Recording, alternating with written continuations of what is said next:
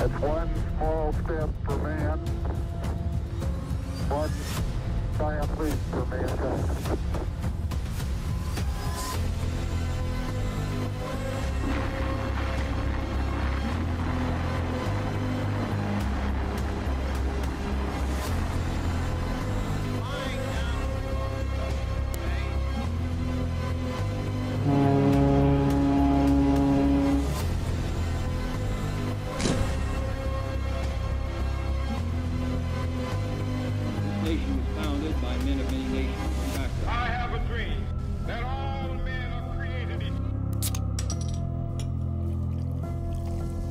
Ignition sequence start. 6, 5, 4, 3, 2, 1. We have a liftoff. What's up, Doom Nation? Welcome back. You are listening to the Two Doom Men podcast. As always, it's Skaggs and the Captain. And what's going on, Skaggs? What do we got this week? I know we got some fun stuff coming up for you guys with the holidays right around the corner. Yeah, next up will be the Christmas special, but a lot of political news and things like that we did not want to miss. The Christmas special will be coming out this upcoming Saturday. I just kind of want to start off by saying I'm not suicidal in any way whatsoever. I'm not going to kill myself or anything like that. And, you know, if you're wondering why I'm saying that, it's because I was actually retweeted by Edward Snowden today. Regarding some of the stuff that we're going to talk about tonight, regarding the CIA and Twitter files number 7 and 8. We'll talk about the news around the JFK assassination, which is interesting. Like I was saying to you before we started, I was saying to the captain before we started, I'm like, man, a lot of stuff around the CIA all happened to come out in the same week. It's just interesting how that goes. There's that quote where it's like there's months where nothing happens and then there's days where months happen, essentially, or something like that. I feel like this week and this past couple of days was like that. Yeah, if anything, the past several weeks has taught me. I always joked about, you know, we have a large group of friends. We get into some mischief. We're not no gang. We're not, you know, everybody's just these 9-to-5 Joe Schmoes stuff. But I always said, like, there's definitely a file with like our names on it in like the NSA or like FBI or CIA. And then with everything that's been exposed through the Twitter files, now I'm pretty sure there's a little Two Doom Men file in some computer on some FBI desktop. But now we've definitely reached the CIA, my friend.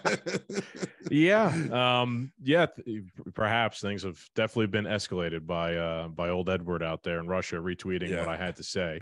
You know, does it really mean anything? I don't know. It's actually, you know, it was exciting for me. The guy's like a hero to me, at least. So it was pretty cool to have him share something that I said on Twitter. You know, the thing that I was sharing was just another video that he had posted, which I thought was applicable, which I'll play later. So let's kind of start off with the whole Kennedy thing, right? I mean, yes, it's wild. So amazing. I mean, I'm this fucking camera. Come on, you piece of shit. There you go. That big beautiful it's not face a piece of yours. shit. It's actually a great camera. Yeah, I know. Its job is to look at me, so I'd fail too. You got to cut off some slack every once in a while. You know, another big conspiracy: who killed JFK? It's, you know, it's actually the oldest conspiracy, because I've said this on the show before. The term conspiracy theory didn't pop up until people started questioning the assassination of JFK, and it was a term the CIA created. Sure. And like this was like Tucker Carlson, obviously will probably play part of the video. Sure. Broke this story.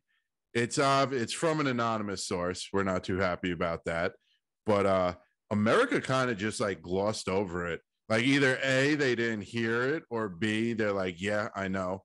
You know what I mean? Like this should be like outrage. But I also think because of the anonymous source, everybody's like, I don't know. Yeah, there's something to that I don't like. I don't like anonymous sources, but I think it's interesting to cover this anyway, given the week and everything else going on. This is the way the shit goes, man, with every big news story. Like every one of these Twitter drop, things should be a huge story, but they're not. Why? Because the corporate press doesn't cover them. Why? Because they're directly in opposition to the corporate press and every agenda that they're pushing. We are the news now. Yeah, it's a big story in independent news. Every podcast, I guess, and on Twitter, people are talking about it and covering it. So it is there. Does that translate to like normie people in everyday life? Probably not, right? As you'll see in the as we learn next week, as you'll see in the Christmas special coming up next, we did talk a little bit of politics and pressed a couple normies on issues to see, just to see what they thought about what's been going on lately. So let's get into it. I thought we'd start actually with a quote from the man himself, who actually does also grace his presence in our opening intro of this show. And if you remember, we run around, but it's a famous quote from John F. Kennedy where he said, "I will splinter the CIA into 1,000 pieces and scatter it into the winds." It's also worth noting that sometime before this, I think it was President Eisenhower who had warned about like the military industrial complex and kind of everything, shadow government, everything going on kind of behind the scenes. A lot of things that are like rearing their ugly head at their absolute worst right now. So this is all interesting and related. So let's go over to Tucker's piece that we were talking about before. See what he had to say. We decided to find out. We spoke to someone who had access to these still hidden CIA documents, a person who was deeply familiar with what they contain. We asked this person directly, did the CIA have a hand in the murder of John F. Kennedy, an American president? And here's the reply we received verbatim. Quote, "The answer is yes. I believe they were involved. It's a whole different country from what we thought it was. It's all fake." It's hard to imagine a more... If you could take this, real quick, I'll pause. If you could take this and believe it, right? This anonymous source. I kind of want to go back to that quote, which I think is something a lot of people perhaps skirted over. And this guy says the answer is yes, I believe they were involved. It's a whole different country from what we thought it was. It's all fake. I thought if this is true, if this is a real quote from someone with inside knowledge at the CIA, boy, that is revealing. Dude, you love to bring up the George Carlin skit. It's a big club and you're not in it. The more that I think we're going to find out, I think even some of the crazier conspiracy theories are going to start to be like, wow, that's a real one, huh? Okay. You know what I mean? Like, I don't think we're not too far off from Q popping up and being like, I'm Q. You know what I mean? Like, I'm Q. It's funny. I was going to bring up Q later. Let's keep going here and then we'll give our thoughts. Fake. It's hard to imagine a more jarring response than that. Again, this is not a, quote, conspiracy theorist that we spoke to. Not even close. This is someone with direct knowledge of the information that once again is being withheld from the American public. And the answer we received was unequivocal. Yes, the CIA was involved in the assassination of the president. Now, some people will not be surprised to hear that. They suspected it all along. But no matter how you feel about or what you thought about the Kennedy assassination, pause to consider what this means. It means that within the U.S. government, there are forces wholly beyond democratic control. These forces are more powerful than the elected officials that supposedly oversee them. These forces can affect election outcomes. So Tucker is going to get into his spin here, which is kind of, we're going to probably agree with kind of his spin that, there's more than meets the eye to the United States government. What we've been trying to say. Yeah. On the surface, democracy. We got to protect our democracy. It's all about democracy. But then they'll blow off the head of a democratically elected president because he just, I'm sure there was a lot of reasons, right? But one of them had to be because he wanted he wanted to get rid of the CIA themselves. What about all the world leaders who didn't mandate the vaccine that turned up dead?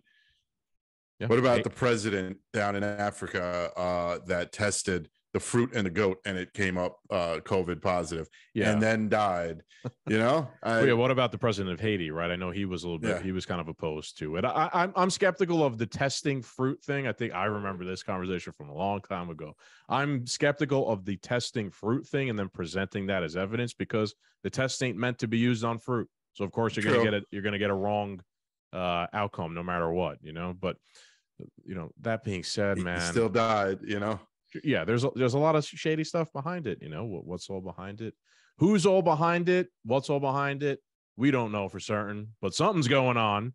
You know, we kind of talked about this with Garrett last time, like who's the big bad guy? You know, we both kind of have our different ideas of it, but I think who's the they?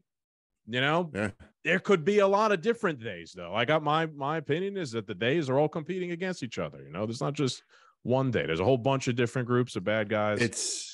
And they all want to there's a show on Netflix called Inside Job, and it's a twist on like conspiracy theories, and like it's like a Rick and Morty type of cartoon, but of like inside deep state government and stuff. And it's funny that like the deep state is in competition with the Illuminati. Yeah, it could be. Right. And they're constantly trying to propagandize you to think that, to make you kind of get on one of their sides or another, with the whole marketing scheme of democracy and climate change and whatever. That's something you should watch, because there's a lot of quotes in it that, like, especially in the second season, that you would get where like this guy ended up getting wrapped up in running for senator against his brother, and like he could do no wrong, even when he was trying to tank his career so his brother could win. And this like robot kind of just like was like, oh, we've reached the point of no return. They just pick a side and let's go with it. You know what I mean? Like my guy could do no wrong no matter what.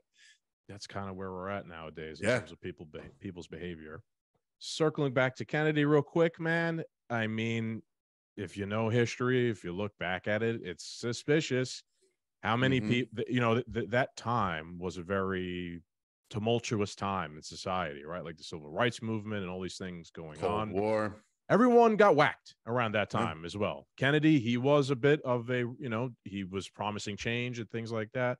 Martin Luther King Jr., Malcolm X, RFK, the people who killed Kennedy got whacked. The people, you know what I mean? Like, and the guy who killed the guy who killed Kennedy ended up insane in an asylum. Yeah. What was I going to go with this? How likely do you think that this is true? Let's ask you that. Oh, I think it's very true. I've always bought into either, and I had a good conversation with somebody at work today.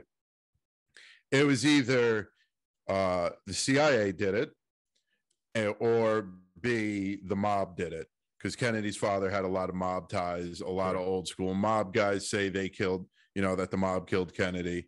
But I completely buy the CIA. And the one thing that I'm noticing now, because you were talking about like MLK and who else was popping up. Malcolm X. So take JFK, MLK, and Malcolm X.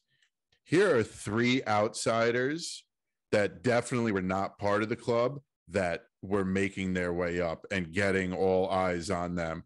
You know what I mean? Like there's been like, I would think there might be more. And I don't know if I'd say JFK was an outsider. I mean, the Kennedy family was a political I think they bought their way in. I don't think, I'm talking like JFK is kind of like Trump in a way. Yes. Well, that's what I was going to say. Not exactly, but kind of, yeah. He was an outsider in the sense that Trump's an outsider to the political club. I know Trump's part of some billionaire whatever club, the Illuminati or whatever, but they didn't like JFK, they didn't like Trump, they didn't like MLK. And back then it was probably way easier to whack someone. And I think you actually said, which was great, like there's more efficient ways to kill somebody now without killing them. Just turn off their bank account, cancel their Twitter. Yeah. It's also now like, like back in the day, in the 60s, the 70s, you could just whack someone, right? And we didn't, and not everyone had iPhones or cameras, to record everything. There was no Twitter. There was no independent press that would then cover it and dissect it. No internet to share information. You just believed whatever you were fed about the You want to scenario. laugh? No, they had the. Good. I was talking to a guy, an older guy at work, a different guy, and we were talking about the Twitter files and like how information comes out and stuff. And he goes, when I was a kid, I remember reading the front page of the newspaper that tomorrow Evel Knievel is going to jump 500 school buses or something. And he goes, I had to wait until tomorrow's newspaper to see one picture and read the article that if he made it or not. Are they shoveling him off the floor or is he triumphant? Yeah, right. And the whole time you're in suspense waiting. Yeah, it was like a whole day and a half until he got to read the fucking story. Think of what they got away with back then with no iPhone, with no Twitter. Because they have always used to their advantage, like the state of technology and just the state of how society communicates. They used that back then. They used the slow speed of communication and kind of the, news was just fed to you by like 3 or 4 channels and the newspapers. They used that. Now, as we're going to document here in the next part, they use the smartphone and the speed of information and Twitter and social media. Whatever the scenario is in the modern present day, they're going to use that to their advantage to spin their agenda to get by whatever it is.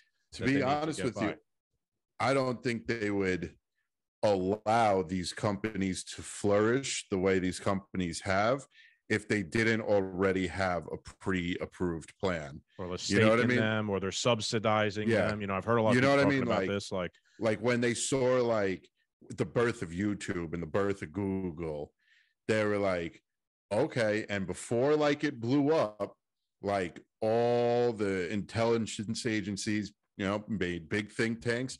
How can we use this in the future? Sure. What future military R&D technology do we have that we could use to advance this to our, to our advantage? And they probably wouldn't even let a company like Twitter or Google blow up until they knew how they could manipulate it. Yeah, and then they don't even need to get that. They do probably get that sophisticated, but they don't even need to get that sophisticated. They'll just subsidize these companies, right? Like Google. They just made us. Sure. Go ahead. They made us less sophisticated. If you also think about it. Yeah, what I mean is they'll pass favorable tax code. Yeah. And subsidize like these companies so that they can exist, right? Why? Well, this company's pretty good, for us here. It's a new way for us to push the propaganda out and to, convince people, to condition people. So I think there is something to that, and again, like if you think we're a crazy conspiracy theorist or something like that, Twitter files. We're about to read the Twitter files too, right? If you think I'm a crazy conspiracy theorist for saying that like everything that's been going on, which I've tried to document and say lately, it's a Psy-op. I remember we talked about this with Unfit Statesman, where he asked us, what do you think about the social media companies and the government? And I was like, yeah, they're one and the same. They're not separate. It's a Psy-op. They're trying to condition you, make you think a certain way, make you believe certain things, and everything in their direction. So let's cover Twitter. Oh, wait, did we come to any conclusion on JFK? I think it's highly likely, man, that it was the CIA, and it's because he was, opposition. He's an outsider, This hasn't ended. That's the point here, right? This is still, if anything, that's probably like one of the biggest tipping points to probably lead to where we are right now. The fact that they also can't declassify everything to this day leads me to believe, like, why? Yeah. Well, that's because a lot of this, like, it's still ongoing. This establishment that they've created that it probably was, its inception was around that time, maybe even earlier than that. It's still ongoing, right? So they don't want to release anything that that would point to that in any way whatsoever. Like, they're not going to just say, "Hey, we killed Kennedy." That's never going to be admitted in any of these files ever. At the end of the day, they make these. Oh, we'll release all the evidence. We'll declassify it 60 years from now, with the idea that everybody who was involved is dead. Yeah, is dead already. And you could just release this information and nobody's really going to read it and nobody's really going to care. And I'm sure there's hundreds of cases throughout the year that get declassified and it goes unnoticed. And there's like really insane information in there. But like the JFK story to this day in 2022, if the CIA or if they came out and they declassified 100% of those case files, and it was like, yeah, the CIA, this guy did it, blah, blah, blah, killed JFK, we would burn Washington to the ground. No, YouTube, I'm not calling for riots or anything. I'm just saying it would be such an unfavorable opinion to have that undeniable truth. Because right now, all we have is this anonymous source and the hours and hours of work that conspiracy theorists have done. You know what I mean? Like, I think it would still be such an unfavorable point of view. It'd be another chink in their armor. It'd be another negative outlook. This would be a real CIA, big chink, right? You're right. Like in theory, like if there was more to President Lincoln's assassination by John Wilkes Booth, I mean, is there any point to hiding that anymore? It's fucking 100 something years later. No, there isn't, right? So, I mean, this is a little bit more recent than that, obviously, but it's the same premise. It's been almost 70 years. Unless you got something to hide. Right, exactly. Just like with the COVID vaccine, right? They didn't want to, publish the data to 70-something years. I mean, it's all similar tactic, strategy. So it's interesting. Just chew on that for a little bit to see why it's taking so long to put out any of this stuff. So, what's up, everyone? It's Skaggs, and I'm here to tell you about a new partner of ours, the Patriot Cigar Company. Now, I don't know about you, but I like to casually enjoy a good cigar with a nice glass of bourbon, especially during the fall months. The Patriot Cigar Company just launched their first 5 cigars, including the Hellfire, TNT, Mark 48, and Moab. Each cigar is handmade with premium tobacco that is aged a minimum of 3 years in Nicaragua. The best part about it is that you can go to mypatriotcigars.com and use our promo code DOOMED for 15% off your purchase. So if you're ready to sit back and enjoy a nice cigar around the campfire, head on over to their website and see what they have to offer using the link in our episode description below. Let's get into Twitter Files Part 8. This is written and shared by Lee Fang. He is another independent journalist, so he's kind of the newest person participating in this. So I'm going to read some of this because I think this is probably so far the most interesting Twitter drop to date. So he says, how Twitter quietly aided the Pentagon's covert online Psy-op campaign. Not a conspiracy theorist. Even the Twitter drop journalists are now using my own terminology for what's been going on, Psy-op. Despite promises to shut down covert state-run propaganda networks, Twitter docs show that the social media giant directly assisted the U.S. military's influence operations. Twitter has claimed for years that they make concerted efforts to detect and thwart government-backed platform manipulation.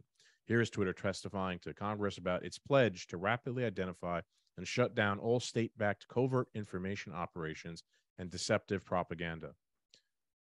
But behind the scenes, Twitter gave approval and special protection to the U.S. military's online psychological influence ops. Despite knowledge that the Pentagon propaganda accounts use covert identities, Twitter did not suspend many for around 2 years or more. Some remain active. Covert identities, what does that mean? Fake troll accounts, bot accounts. Anytime I go and I comment on President Zelensky, right? And I'll be critical of the war in Ukraine. I get a wave of criticism aimed at me by like accounts that don't seem to be real people. What is that? That's this. That's what that is. Here it is. Here's you're missing a big line there. Pentagon propaganda accounts. Our Pentagon, our military is operating in military propaganda around the world. They're operating Twitter accounts, fake Twitter accounts. Yeah. We are proving there's proof right now that there's propaganda. There it is, right in front of your fucking 2 eyes. It's a word we've used many times. Unless you're new to this show, you know exactly what it means. And again, going back to what I was saying before, I'm sure some of these have probably commented or tweeted at me when I've been critical about Ukraine, because a lot of those kill list, baby. Yeah, I guess I am, right? Yeah. It's one of the most interesting things I've seen on Twitter. I'm always analyzing what's going on and the reaction behavior to anything you say. If you are critical of the war, especially on an account like Zelensky's, you get attacked by a whole bunch of like hive mind like accounts posting the same thing, or Putin or this or that, whatever. Speaking of the bots, do you think Elon's poll was to flush out bots? It seems that way. Yeah, it does, because he hasn't really referenced it at all since then. Yeah. If you're not sure what we're talking about, Elon over the weekend put up a poll if he should step down as CEO of Twitter, and he lost, I think, like 57 to 40 something. Yeah. Yeah. He hasn't commented on it really since. It doesn't seem like he's stepping down. I also just think, how do the results of that, if it's organic, Right. how do the results of that poll make any sense? If the poll of bringing Trump back, it won to bring him back, like the two don't equal. It don't make sense. Like you would think if the Trump poll won, how did this lose? It's a similar scenario. So I don't know what's going on there. I don't trust Elon either. I don't know what his end game is, but it's bizarre a little bit. I think Elon is counting all the mail-in ballots. That's why he hasn't, Katie Hobbs certifying the selection. Yeah.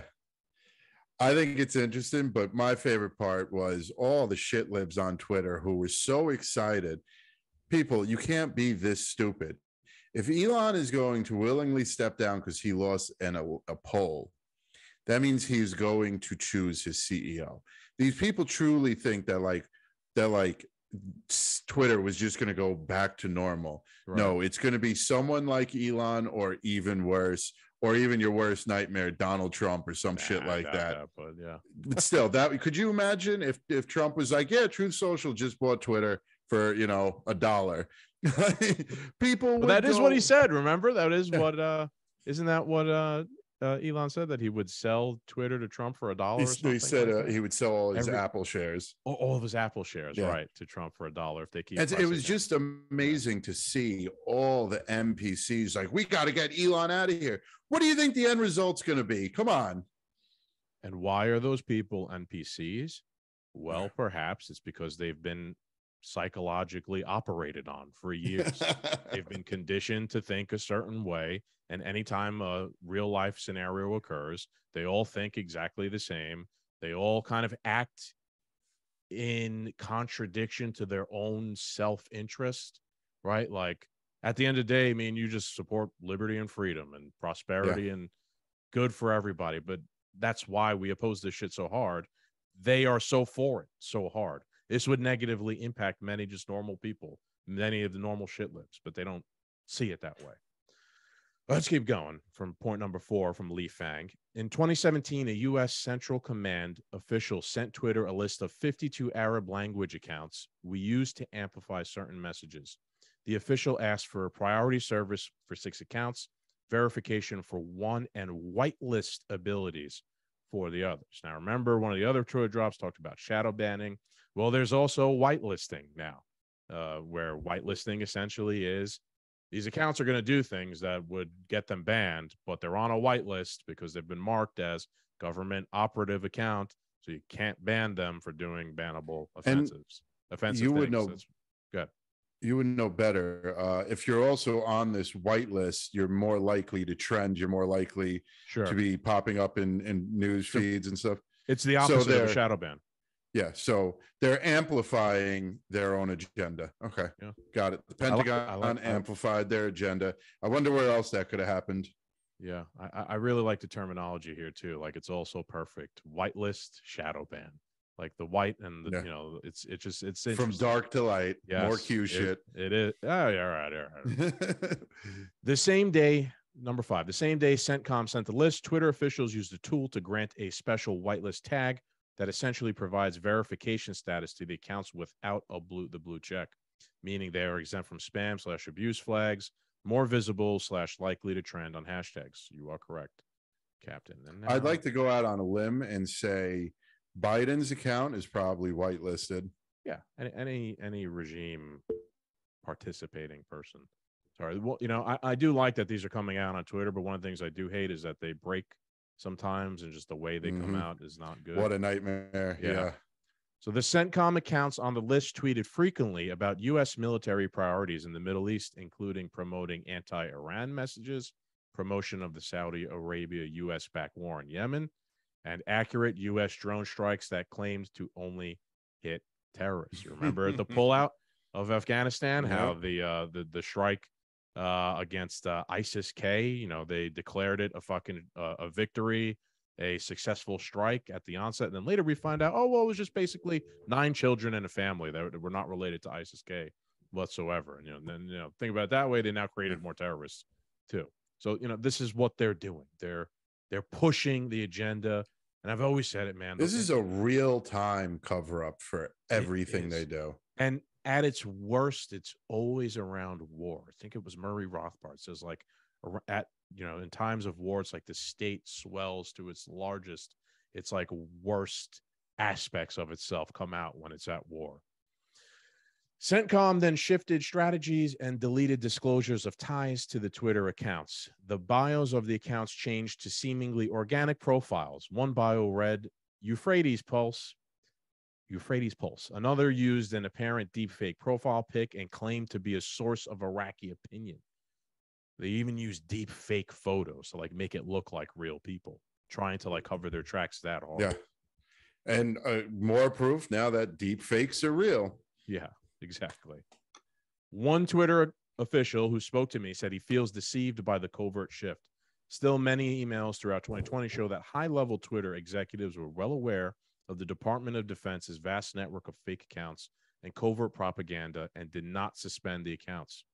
For example, Twitter lawyer Jim Baker, you remember him There's that Baker again. I mean, hey, look, when people mention Jim Baker, the NPC shit libs, they all had the opinion of, he wasn't working for the FBI or anything anymore. Yeah. He's not important. He has a right to just have a job right after he's left the FBI. He's nothing big, no big deal, nothing important. So Jim Baker mused in a 2020 July email about an upcoming Department of Defense meeting that the Pentagon used poor tradecraft in setting up its network.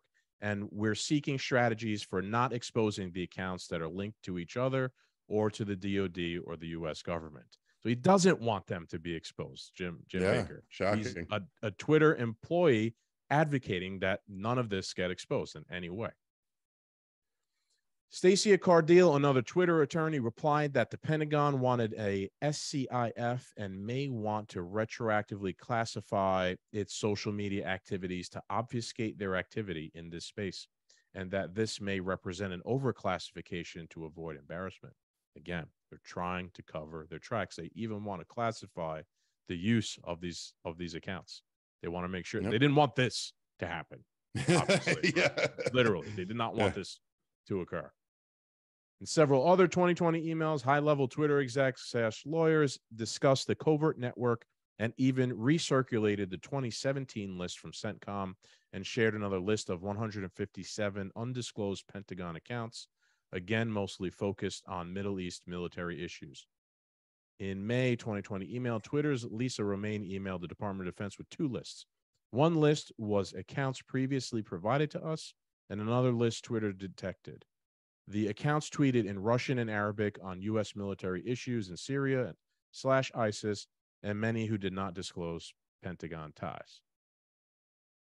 Many of these secretive U.S. military propaganda accounts, despite detection by Twitter as late as 2020, but potentially earlier, continued tweeting through this year, some not suspended until May 2022 or later, according to records I reviewed. This started in 2017, mind you. Yeah. And I mean, who knows what also was scrubbed or really sent, classified that, all these Twitter files. Who knows what they didn't get right out of the Twitter files here. Who knows if it's going past May 2022? It's worth noting the war in Ukraine started in February of 2022, right? So this has been going on, shaping public opinion, perception of war, of things that are going around the world. All the Ukraine flags in people's bios, etc. None of that just happened because it was organic. if it's happening on Twitter, it's happening on Facebook and Exactly. YouTube, blah, blah, blah, blah, blah.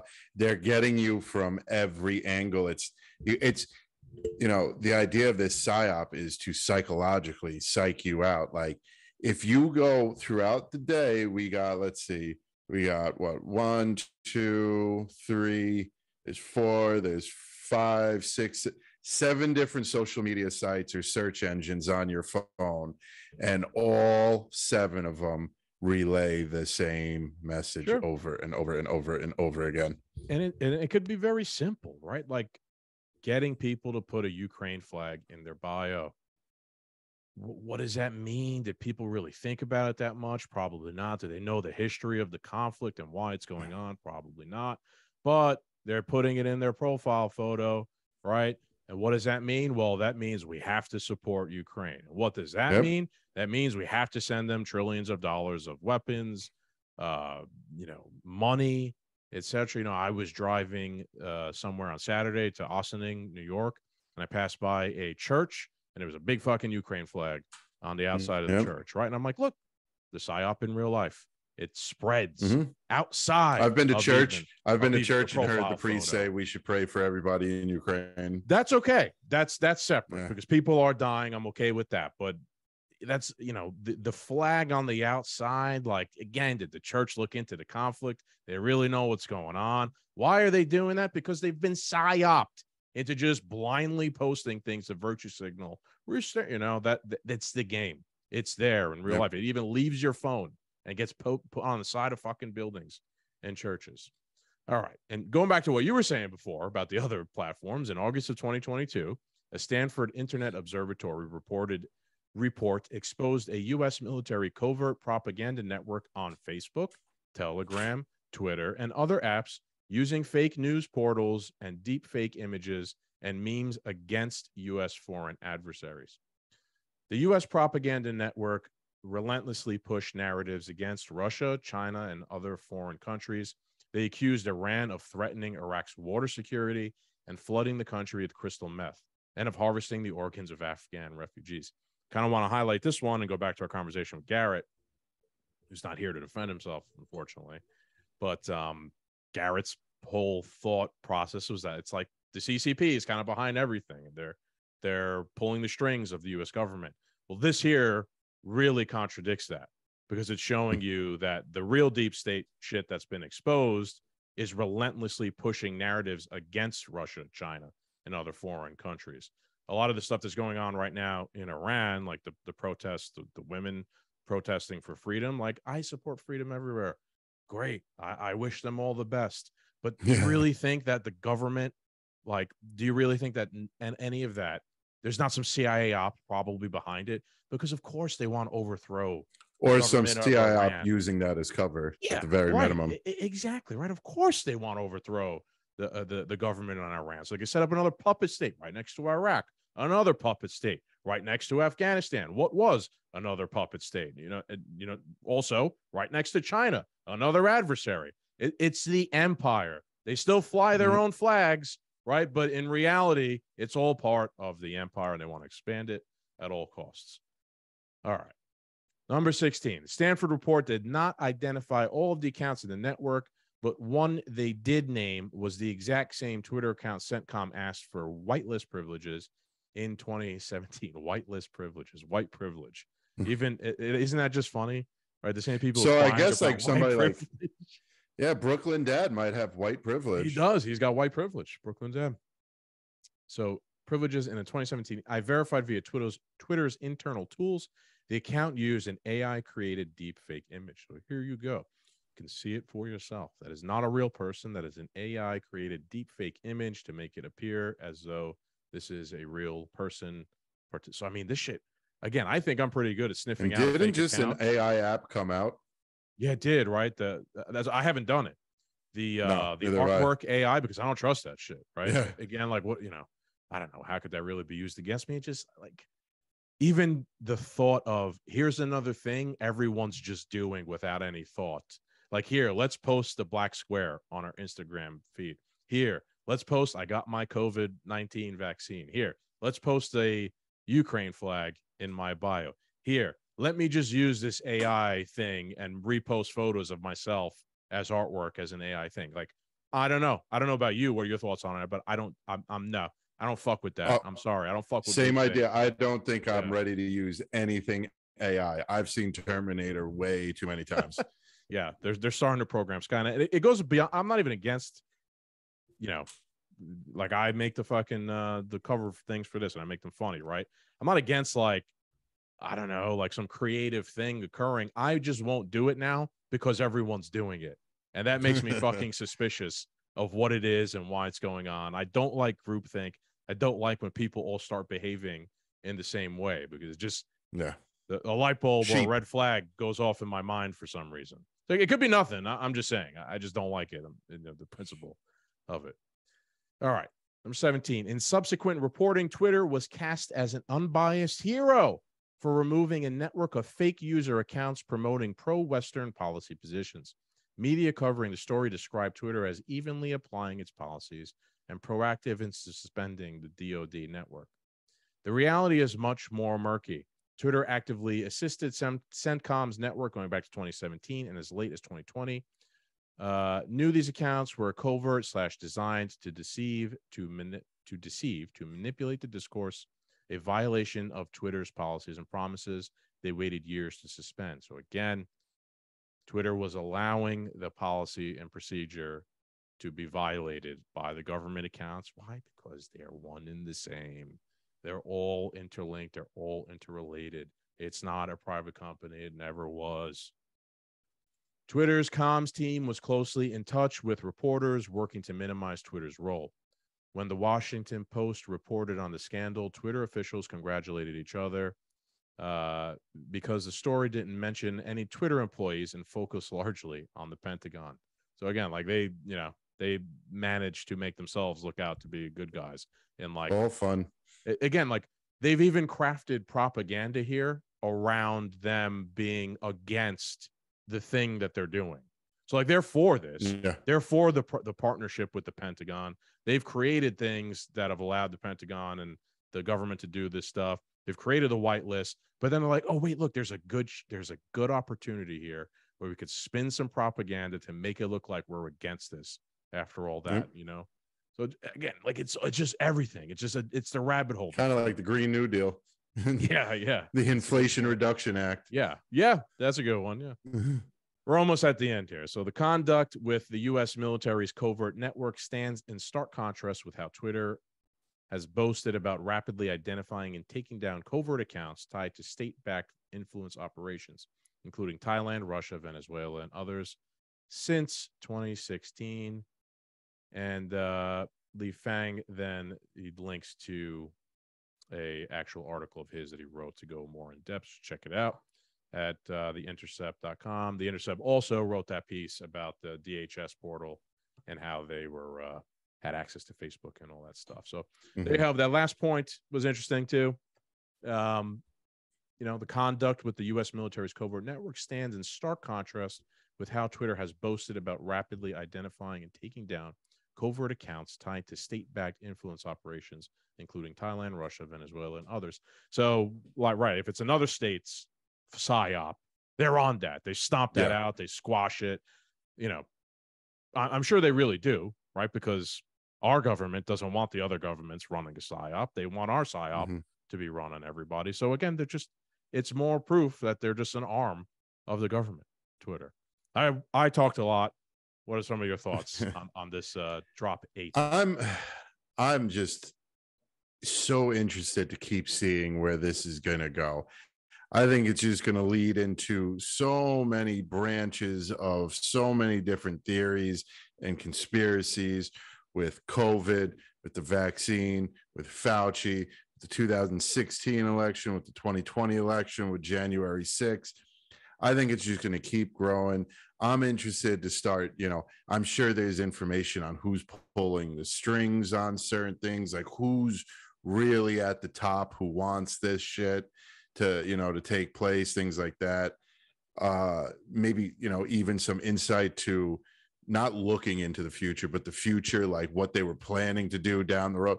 Like they said, like, oh, climate change is going to be the next crisis. You know what I mean? Like, right, maybe there's some communication yeah, stuff that like there's all that Elon walked in the middle of, that they were already talking about and prepping for and stuff like that.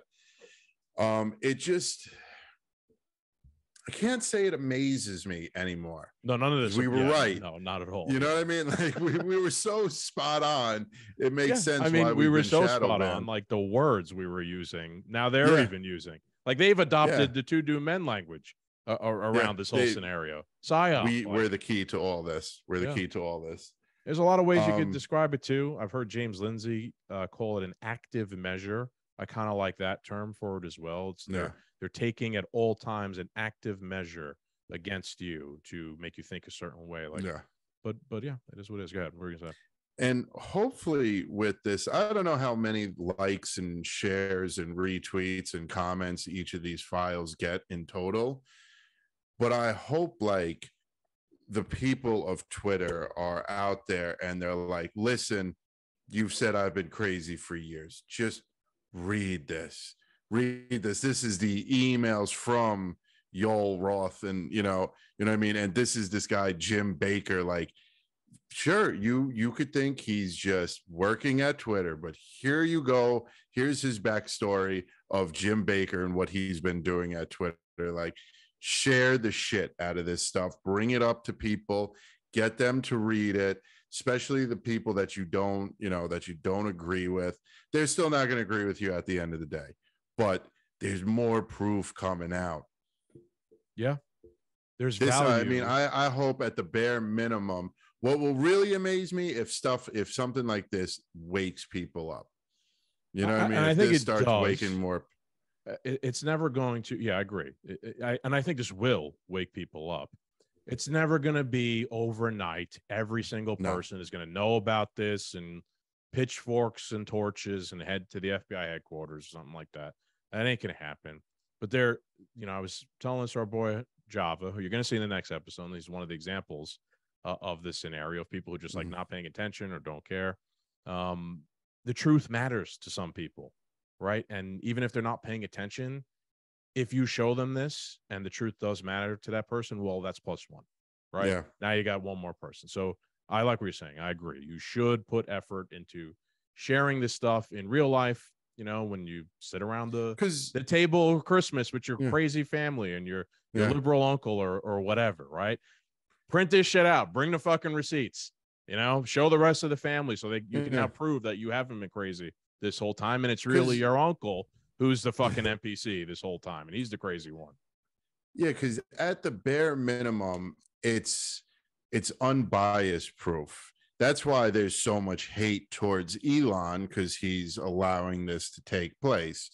You know, if you could just get them to look past, their own derangements and see these tweets, like it's not Elon doing anything. He's just releasing this saying like, hey, Twitter said they would never do this to you, and here they are collecting $3 million and doing this to you. You know what I mean? Like, right. It's in their own words. It's not the Two Do Men podcast, who you can't stand. It's not Donald Trump. It's not Tim Pool. It's not Alex Jones. Because it's he says it in a way. Yeah, it's the people doing it. There it is. Would all these things I just read? There's also, I didn't read everything, but there's also screenshots of emails and communications between the FBI and the and Twitter. It's all right there. You can read it with your own 2 eyes. It's unbiased as can be. I do want to kind of compare this whole scenario to Q. Right now, I think there is some similarities here in the type of thing.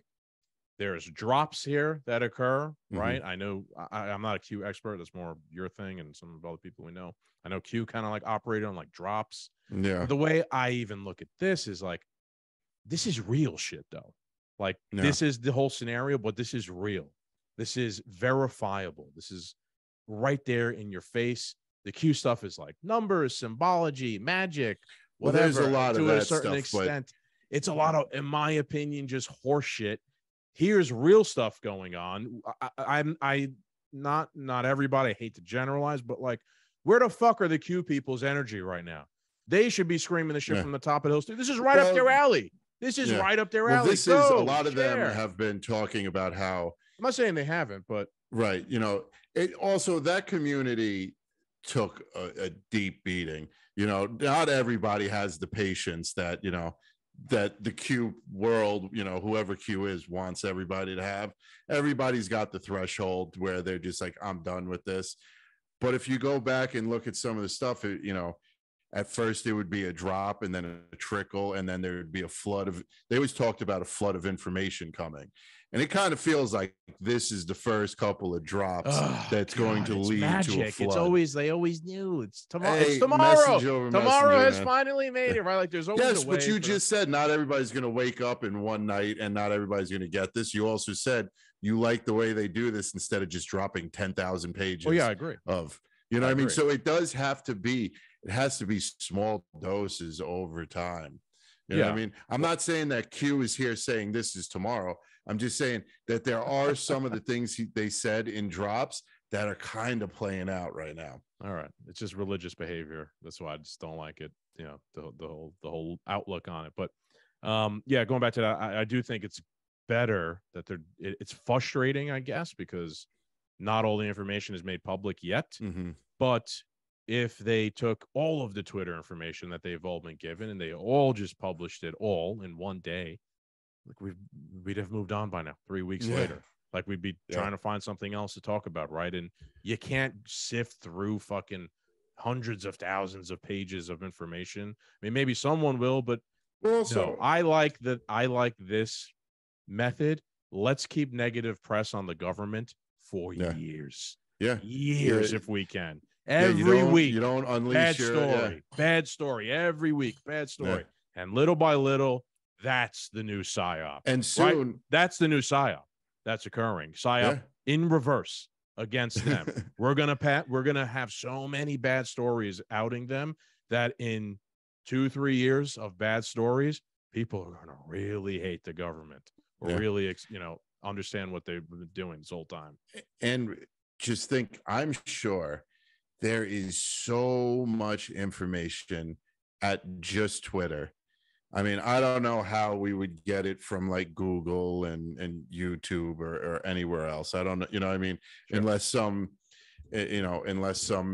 another billionaire came and bought, fucking Facebook or something, right? Mm-hmm. But I could bet my bottom dollar will probably be pulling this receipt up that eventually, and I don't even think it's going to be that long from now, that, like, let's say, they're talking about sending how many billions or trillions over to Ukraine again, right before they go to vote on whether they should or not, whatever, there's going to start to be Twitter files of Ukraine. It's literally going to be like when the government plans to do something and the Psy-op machine starts rolling out saying, hey, we need everybody to focus on supporting Ukraine, and that email and remember I said there's a morning email? We're literally reading these fucking morning emails now. Or now we got our own morning emails, right? And I'm all for it. I'm for opposition by all and any means whatsoever. I'm all for using a Psy-op in reverse against them. If that's what's going to take, you do it, so I'm all for it. And, we also, you've said this multiple times now, this is only just one place, right? Well, here, I got some more information for you guys. This is coming from Name Redacted. Remember, Name Redacted is one of the first people who highlighted Jim Baker and the other, I think it was like 14, 15 FBI agents working at Twitter. Well, he's got more information. Now, again, I don't know who Name Redacted is. His name on Twitter is literally Name Redacted. I had a funny thought. Me and you were kind of talking about Alex Jones recently. And I heard Alex Jones, I don't know, I'm not saying Name Redacted is Alex Jones, but I heard Alex Jones tell Michael Malice that even though he is still banned on Twitter, he's on Twitter, right? So Alex Jones does have an account somewhere, most likely, and he is probably posting things and trying not to act like Alex Jones, perhaps, so he won't get caught. Maybe this is Alex Jones. I don't know. Probably not, but that would be interesting. So Name Redacted says, after learning that Twitter employs at least 15 former FBI agents, I searched Facebook. What I found is alarming. Facebook currently employs at least 115 people in high-ranking positions that formerly worked at FBI, CIA, NSA, DHS, 17 CIA, 37 FBI, 23 NSA, 38 DHS. I'm only going to tell you about the first one because it's too much here to just read on the podcast. All but a few of the former intelligence agents were hired by Facebook after the 2016 presidential election and after the FBI established their social media focused task force, FTIF. As Matt Taibbi detailed in Twitter Files Part 6, we know there was a massive coordination of censorship between FBI and Twitter, blah, blah, blah. Who was controlling misinformation and censorship? Is there a similar coordination between Facebook and the intelligence community? The following list obtained through publicly available LinkedIn profiles of former CIA, blah, blah, blah, that are currently working at Facebook. At least 10 work in the Trust and Safety Misinformation Department. Many of the LinkedIn profiles are private, so those will not be posted. So again, this is a random anonymous account, but he's gone to LinkedIn, right? These people are not even like he's done the research. He's done the research, right? And he's found people that were used to work for the agencies working at Twitter. I mean, I'm sorry, at Facebook now we're talking about. And where did they work in Facebook? Well, golly, in the Trust and Safety Department, the exact same department that they were working at Twitter, right? I mean, it's funny how they're even sharing fucking department names. You'd think like, I don't know, two different companies. Put them in maintenance.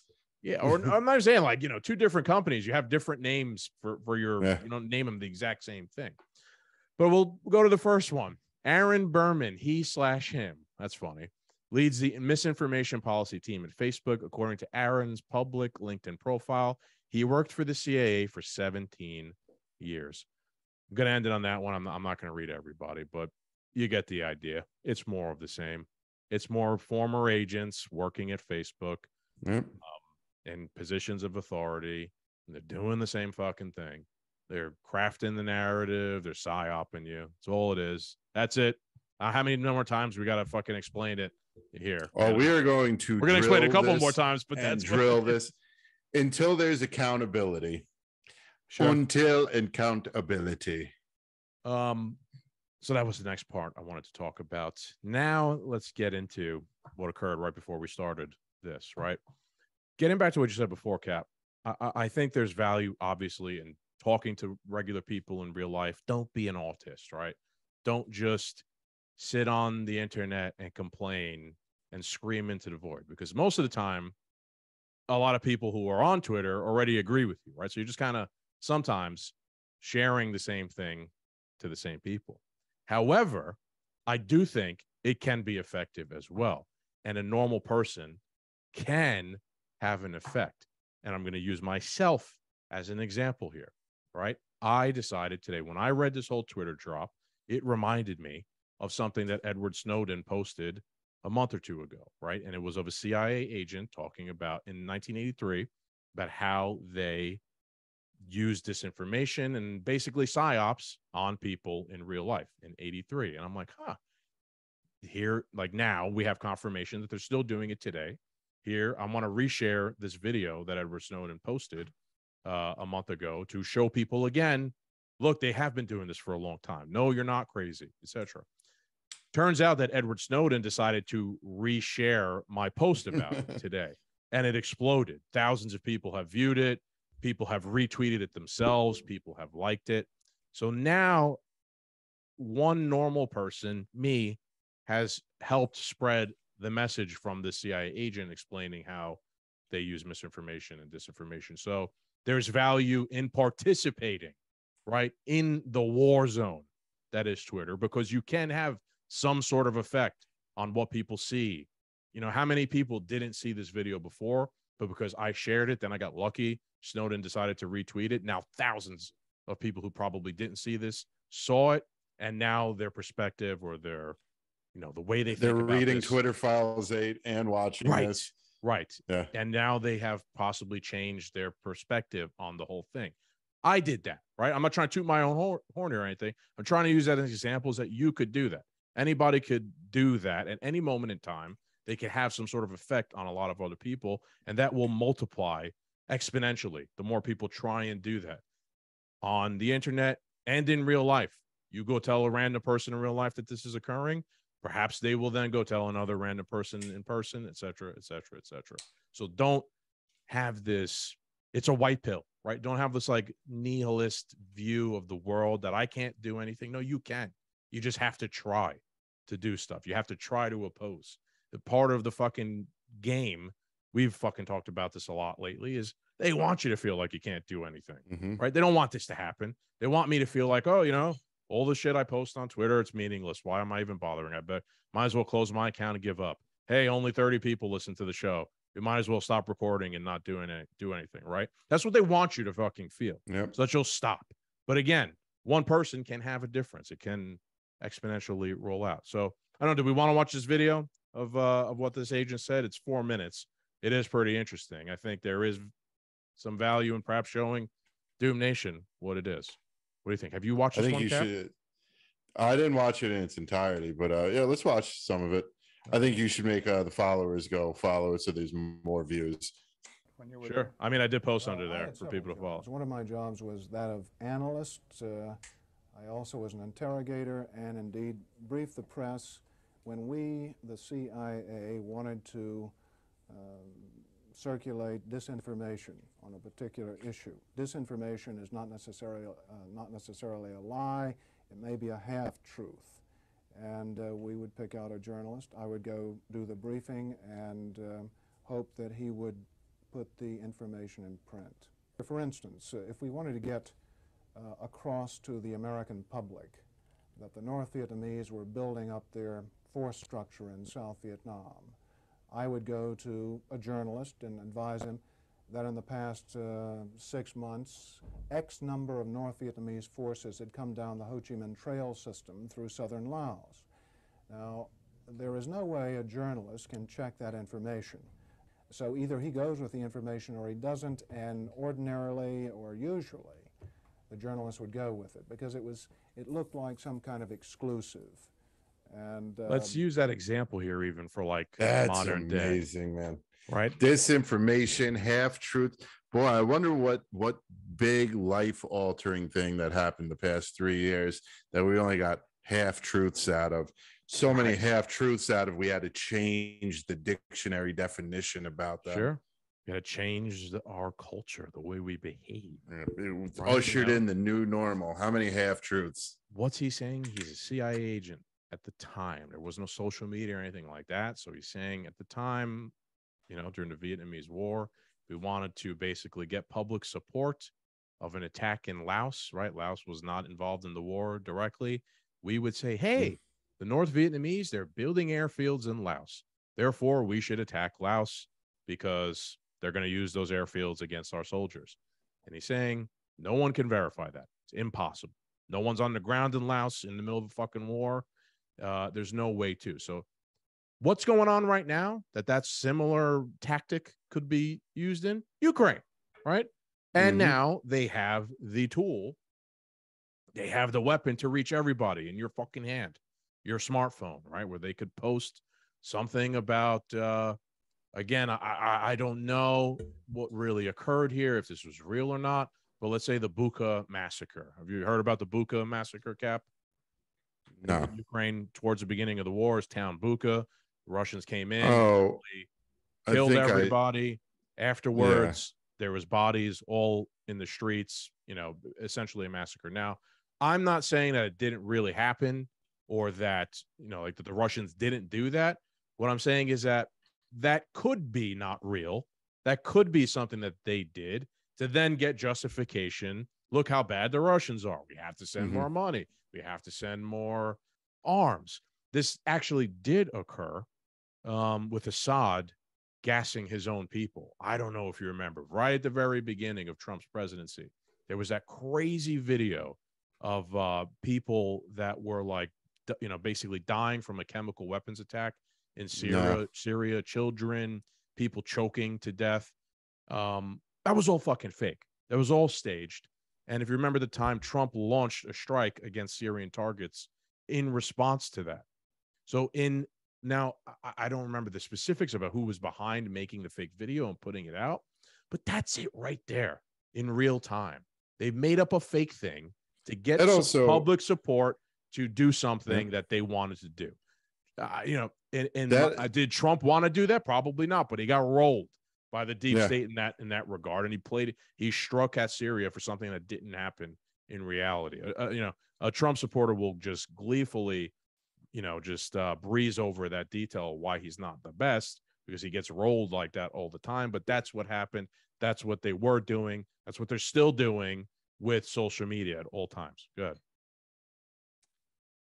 You ever get into the argument with somebody that, oh, you're such a conspiracy theorist? You mean to tell me everyone in the media is in on this? You mean to tell me all the local news stations, they're all in on this, blah, blah, blah? Yeah, kinda, they are. Here's a CIA agent who would sit down with a journalist and lie to them or groom them into believing X, Y, and Z, whether X, Y, and Z was truthful or not. They needed their, maybe a troop, maybe 100 or 1,000 soldiers marched down to Laos, but they told the journal 50,000 soldiers. They told journalists way more. They got their half truth, and now they have public backing. Yeah. The newscasts are in on it. Chris Cuomo and Andrew Cuomo work together. And yes, and we're not going to keep watching that video, but if you keep watching that video, he will explain how they even get people to verify the fake information. This CIA agent, he said, he will go and tell, like, the ambassador of New Zealand, brief him on the same information. Now later on, perhaps he knows the ambassador from New Zealand is friendly with the reporter he told the same information to, and the reporter will then bring this up in conversation with the ambassador of New Zealand, who will then confirm, yeah, I've heard that report also. Yeah. And now, because he's the ambassador of New Zealand, oh, look, it's been confirmed once by again, a second people source. Not doing their job, not doing research. I'm saying it's been confirmed by a second source, but it was him all along, like the circular logic going around, which then gets them, carte blanche to go do what they want, launch strikes into Laos, whatever, because they'll have public support, because they've psyoped you into believing that thing that's not real. That's the game at the end of the day. So we got one more topic here. Do you want to get into Cap Drop 7, I believe it is, and the Hunter Biden laptop stuff? Very interesting stuff. It's nice that now we could get around that this wasn't Russian information, that it wasn't fake news, that there's actually like illegal things that the Biden family participated in. Yeah, and it was interesting how this drop 7, decided to focus on this again. And before we started this, we were talking about how, like, at the onset, it was more important to oppose the restriction on free speech. So that's what everybody was really concerned about. Not that we didn't know that there's stuff in the actual laptop that is incriminating and bad for the Bidens, but we didn't have time to really cover that, because first we got to defend free speech, right? Yeah. Essentially everybody. So this Twitter drop 7 actually gets into some of the information in the laptop. And I think we should listen here for a minute or two to what Michael Schellenberger, who published drop 7, he also did a couple of interviews, which he included in the drop. And he's interviewing here another investigative journalist, Peter Schweizer, and they're talking about the Hunter Biden laptop and kind of what's in it. Let's sit back here for a couple minutes and listen, because I think it's interesting, and then we'll give our comments. Then we'll do tweets of the week, and then we'll wrap it up. What do you think? Sounds good to me. Well, what we know is that the Biden family has benefited from commercial deals overseas to the tune of tens of millions of dollars. That's not in dispute. That's based on the so-called suspicious activity reports that the Treasury Department has released because a U.S. Senate committee asked for it. These documents show the flow of funds from Russian, Ukrainian, and Chinese sources, among others.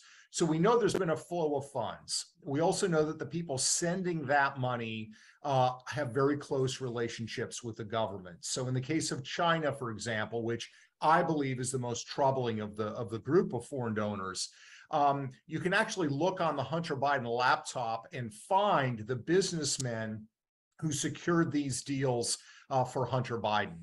There are 4 gentlemen that are named.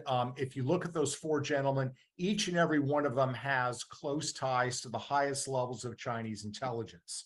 So, for example, one gentleman who he calls the super chairman, at the same time that Hunter Biden secures a deal with him that translates into about $20 million, that same Chinese businessman is business partners with the Vice Minister of State Security in China, who is responsible for foreign recruitments.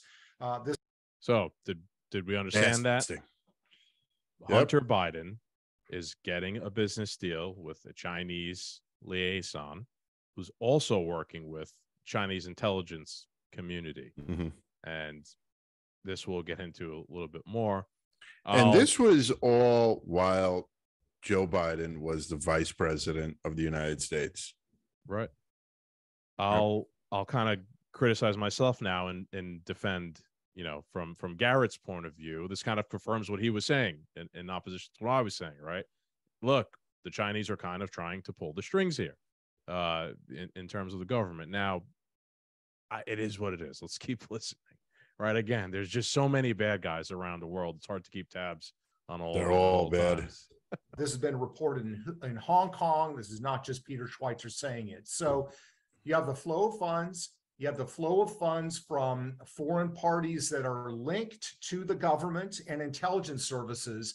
And then you have the third component of this, which is there's no discernible service or product or anything that Hunter Biden has brought to the table. So the question has to be asked, why are foreign actors like these 4 businessmen in China arranging deals worth tens of millions of dollars to the Bidens and not getting anything in return?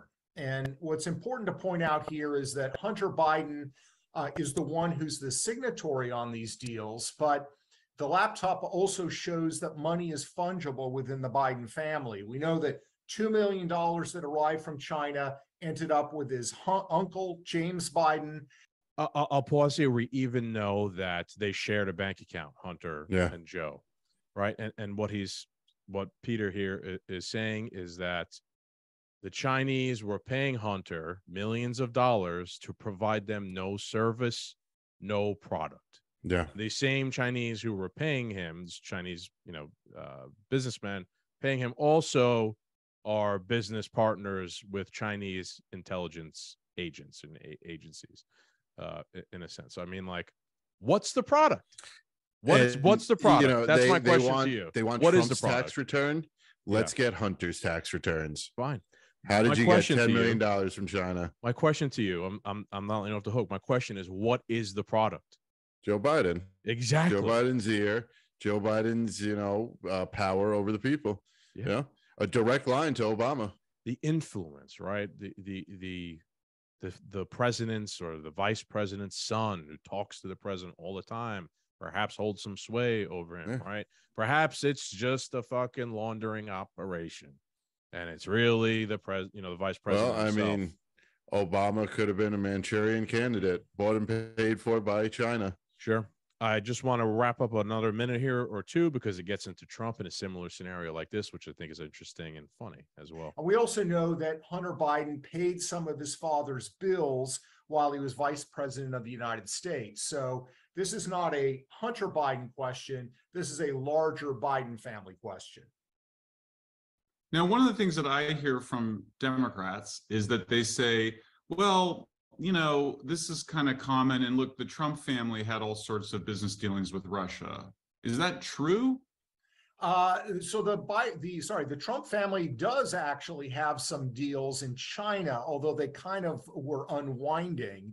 And I raised questions about that and some of the finance deals that Jared Kushner was involved in the Middle East. And those need scrutiny and they need analysis. And by the way, they were scrutinized by the mainstream media. So that's a good thing.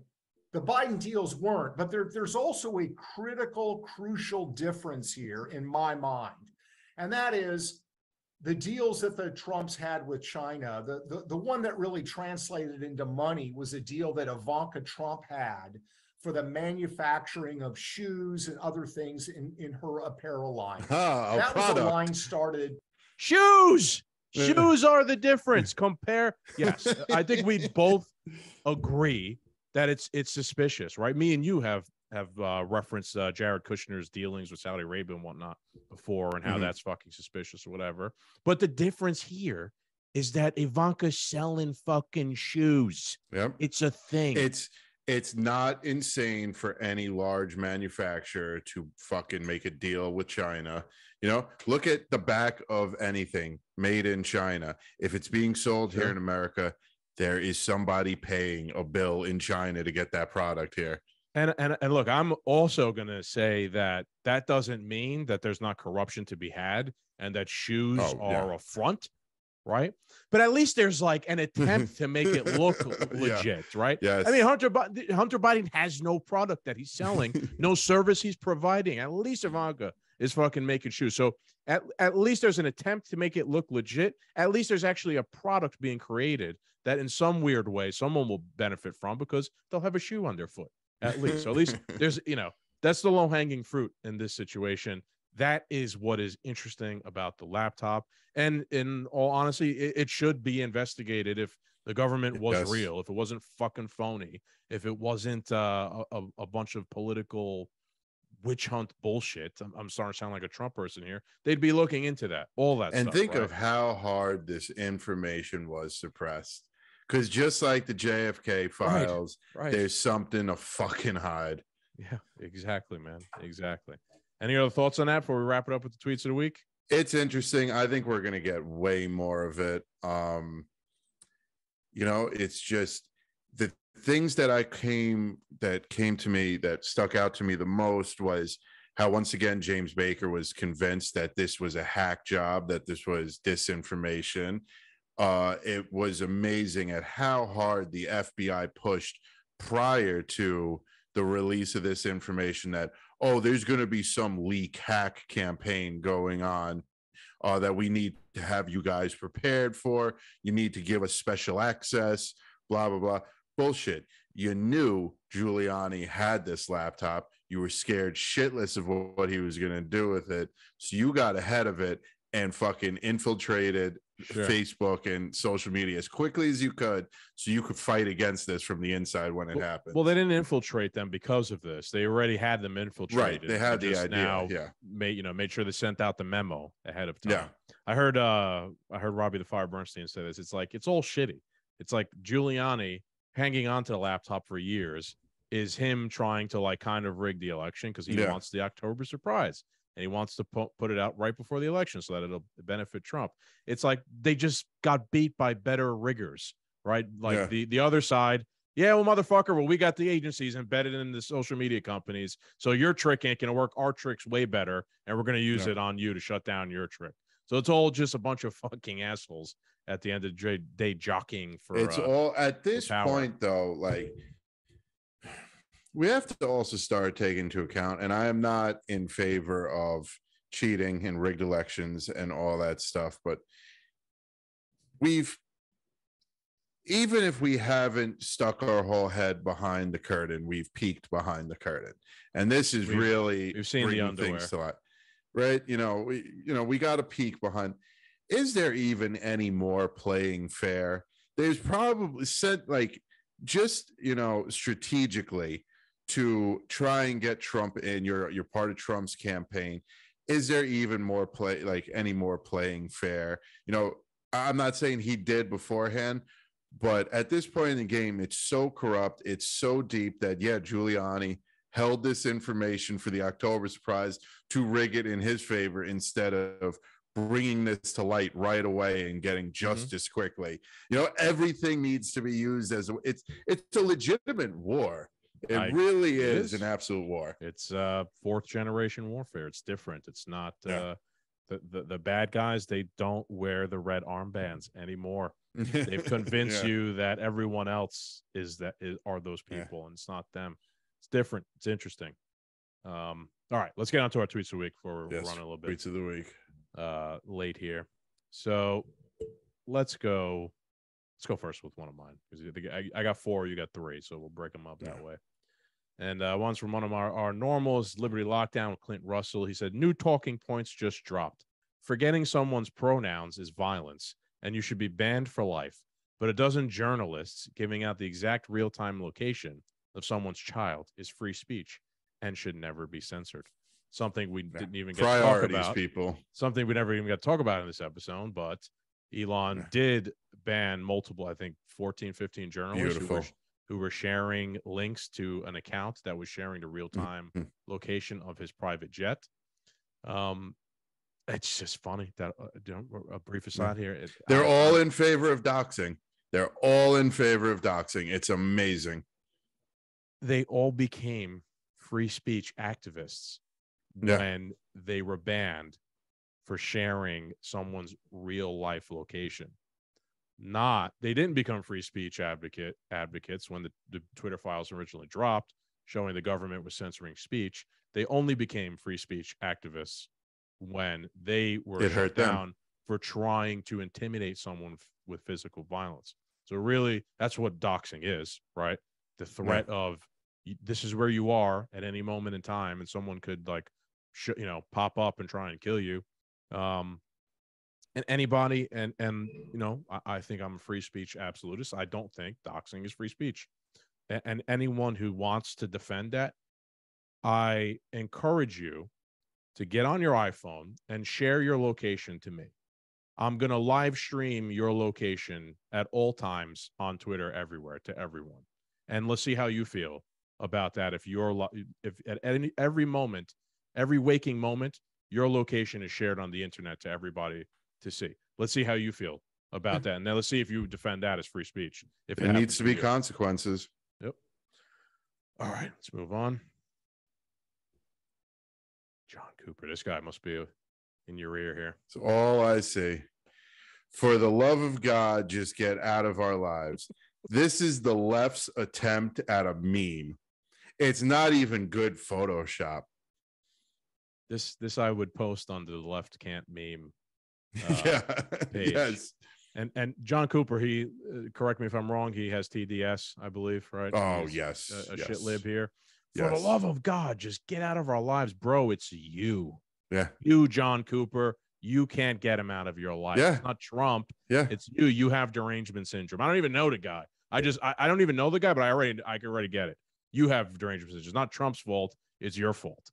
Somewhere on this big blue marble is a man named Donald Trump, and John Cooper cannot handle it. Cannot stop thinking about him every moment of every waking moment. That's probably the first thing he thinks about when he wakes up, and the last thing he thinks about when he goes to bed. All right, number 2. I really like this one from Agent Billy. Twitter, the Washington intelligence tool for tracking everyone in real time. That is what Twitter means. The Washington intelligence tool for tracking everyone in real time. I thought that was fucking brilliant. That is pretty good. That's amazing. Oh, God. Last night, the Senate passed an $858 trillion defense budget. No one asked how we will pay for it. I had commented on this. Just use this question for everything the government wants to do, whether you're in favor of it or against it. Send a couple of trillion over to Ukraine. How will we pay for this? Get all these vaccines and print money to give out, as reparations or what were those checks called that we were getting during COVID? The stimulus checks. Sure. How will we pay for this? Just everything you are in favor of and everything you're against. Apply this question to. Your perspective is going to change, baby. And this is Nina Turner, right? Just all of a sudden sounding like a fiscal or conservative libertarian. Or something like that. It's again, this person doesn't really believe in anything. They don't care about fiscal conservative, money spending. Nope. They want it to spend on everything they want to spend on. I'm all for her joining the anti-war movement, however, and trying to prevent that, but she isn't really in the anti-war movement. Let's be real. She's going to be pro-war the second it benefits her truth. Exactly. All right. So this is my next one is a Defiant L's tweet, but it's a tweet, that he's doing his thing. And it's a tweet from all right, so let me preface it this way. The banning of everybody last week by Elon Musk. This account called Duty to Warn tweeted out, last night in a bloodbath, Twitter purged en masse mainstream journalists who cover Elon Musk. I'm reminded of Crystal Nacht. Free speech was the second big lie. This is what bare-knuckled fascism looks like. Do you know what Crystal Nacht is? No. His cap. Crystal Nacht is the night that the Nazis basically invaded the ghettos in Poland and rounded them all up, put them into neighborhoods, like preparing to send them all off to the concentration camps. I believe it's called Crystal Nacht because of all the windows and whatnot that the Nazis smashed, kind of like crystallized the streets with how much glass was around. So what, I mean, that's an insane fucking comparison to make, first of all, comparing Elon Musk banning 15 people on Twitter for sharing his real-time location to the Nazis rounding up the Jews in the ghetto in Poland. I mean, let's be honest here. This is all they do. I mean, remember, I think the press secretary today said January 6th was the worst attack since the Civil War. Yeah. I mean, yeah. But to Worse add more than context, 9/11. why is this a Defiant L?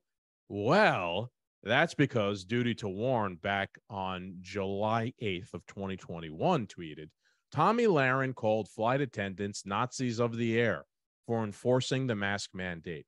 I call anyone who makes false equivalents to the Holocaust ignorant anti-Semites. Fuck you. So this is hypocrisy 101. That's exactly what Duty to Warn did in its most recent tweet about Crystal Nacht. It made a false equivalency. Duty to Warn is an ignorant anti-Semitic page. I wouldn't be surprised if this is one of those Psy-op pages, right? That's out there just making illogical points, years, in between. And if you actually hold them accountable, which is what Defiant L's page is, it's accountability page, you see that it makes no sense. It's all contradictory, right? It's all just pushing an agenda, a way That's of interesting thinking. that this is just a whitelisted bot, and it's maybe I don't know that for certain, but it could be. Yeah, and it's just generating the AI shit. It's just generating fucking tweets. And this post, I'm sure a lot of people liked it, reshared it, like, yeah, you're right, Tommy Lahren is a Nazi. And then the other one, I'm sure all these groupthink people that are upset about Elon banning everybody were like, you're right, Elon's a Nazi, it's Crystal Nacht 2.0. So again, it doesn't mean anything. It's all, they're just trying to convince you to shape the way you think. Do I know if this is a real Psy-op account? No, I don't, but probably could be. There's a chance. We've been right about everything else, so roll the dice. Have been. Yeah, and even if it's not, this person's probably been Psy-op themselves, and that's why they're behaving such an illogical fucking fashion. So it doesn't really even really matter. All right, you got one more, right? From the man himself. Let's see. Elon Musk. Other social media companies. Oh, wait. So he's Elon Musk is replying to Dave Rubin. Holy sheep shit. The government was actually paying Twitter to censor people. At Elon Musk, maybe there's a way to make Twitter profitable, though will cost you your soul. Elon Musk, other social media companies too, not just Twitter. I have been saying this since the Twitter files dropped #1. I know sooner than later we are going to get proof that Facebook and YouTube were doing the same fucking thing. One of the other million things we couldn't cover tonight is that some of these other Twitter drops confirmed that the FBI was even paying Twitter for their services, basically, in censorship of a lot of these things, somewhere to the tune of like $3.5 million or so. A drop in the bucket in the grand scheme of things, but it is, a financial link. Money. I'd like to see, because there is a financial tie there, there's got to be some legal recourse mechanism because of that. That's like a a literal cash receipt of wrongdoing by the government. So something's got to be done here. I also thought it was funny because every time I post something really witty, one of the new rebuttals I'll get from the NPCs is the meme that says this motherfucker paid $8 for Twitter because I paid $8 for Twitter to verify my account. But in real life, the FBI paid $3.5 million for Twitter. I don't see those same people being critical of the FBI for that. Because they didn't even read the Twitter files. That's true. That's true. That's a good point. My final one, I think, is one of the best tweets you're ever going to see of all time, perhaps.